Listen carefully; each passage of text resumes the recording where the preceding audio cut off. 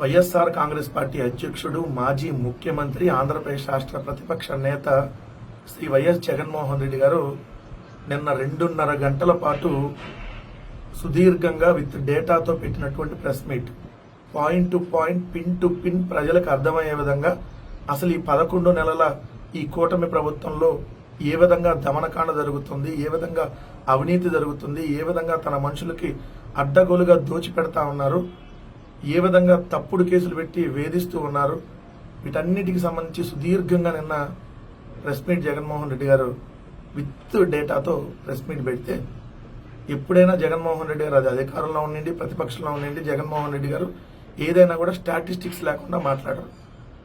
ఇది బడ్జెట్కి సంబంధించింది కానీ, లేదంటే కాగుకి సంబంధించినవి కానీ, లేదంటే రిజర్వ్ బ్యాంక్ ఆఫ్ ఇండియా కానీ, ఇట్లా విత్ డేటాతోనే జగన్మోహన్ రెడ్డి గారు మాట్లాడతారు. కానీ ఈ కూటమికి సంబంధించినటువంటి నాయకులు ఏ రోజు కూడా ఏదైతే ఫ్యాక్ట్స్ చెప్పకుండా వాళ్ళు ఈనాడులో రాసింది, ఆంధ్రజ్యోతిలో రాసింది, టీవీ5లో చెప్పింది, లేదంటే ఏబిఎన్లో చెప్పింది, ఇలాంటివన్నీ అభూత కల్పనలు. ఎందుకంటే మీకు తెలుసు, 10 లక్షల కోట్లు అన్నారు, 11 లక్షల కోట్లు అప్పు అన్నారు, 12 లక్షల కోట్లు అప్పు అన్నారు, 14 లక్షల కోట్లు అప్పు అన్నారు, ఇష్టం వచ్చినట్టుగా దుష్ప్రచారం చేశారు. కానీ ఈరోజు మళ్ళీ వాళ్ళు అసెంబ్లీ సాక్షిగా అప్పు ఎంతంటే 6 లక్షల కోట్లు ఉందని చెప్పి ఒప్పుకున్నటువంటి పరిస్థితి.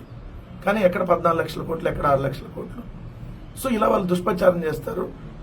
అదేవిధంగా మహిళలు 30,000 మంది మహిళలు మిస్ అయ్యారని చెప్పి, తర్వాత రంగులకు 4,000 కోట్లు, ఇలా అనేక రకాల దుష్ప్రచారాలు.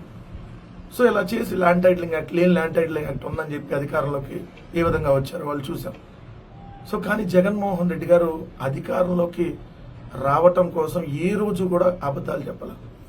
ఓడిపోతే ఓడిపోయాం, ప్రజల మనస్సులో చిరస్థాయిగా ఉండాలి, ఇచ్చిన మాట కోసం నిలబడాలి, చెప్పాడంటే చేస్తాడంతే అనేటటువంటి నమ్మకం ప్రజల్లో ఉండాలి, ఆ విధంగానే రాజకీయాలు చేయాలని చెప్పి రాజకీయాలు చేశాడు, ఇంకా చేస్తానే ఉన్నాడు.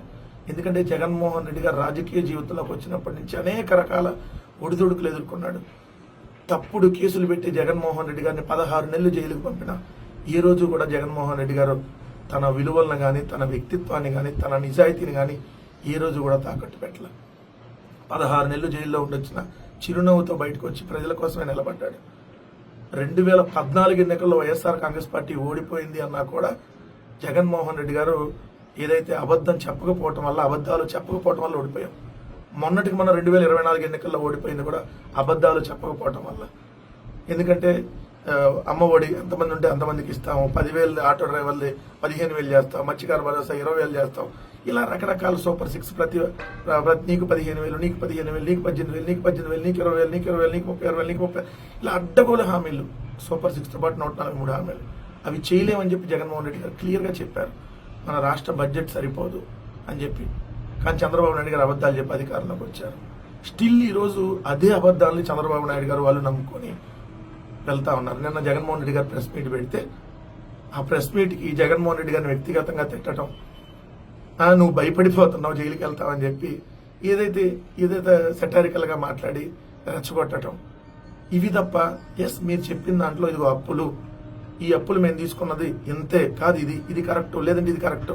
ఎందుకంటే వాళ్ళు చెప్పలేరు, ఎందుకంటే వాళ్ళు దొంగలు ఆల్రెడీ దొరికిపోయారు కాబట్టి. సో ఇదిగో ఇన్ని కేసులు పెట్టారు, ఇంతమందిని వేధించారు, ఎస్ అది లెక్క ఉంది, లిస్ట్ ఉంది.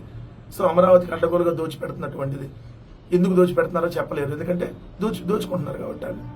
సో జగన్మోహన్ రెడ్డి గారు ఏది మాట్లాడినా కూడా ఫ్యాక్ట్స్ మాట్లాడతాడు, విత్ ఫిగర్స్ మాట్లాడతాడు, అది కూడా గవర్నమెంట్ లెక్కల ప్రకారం మాట్లాడతాడు.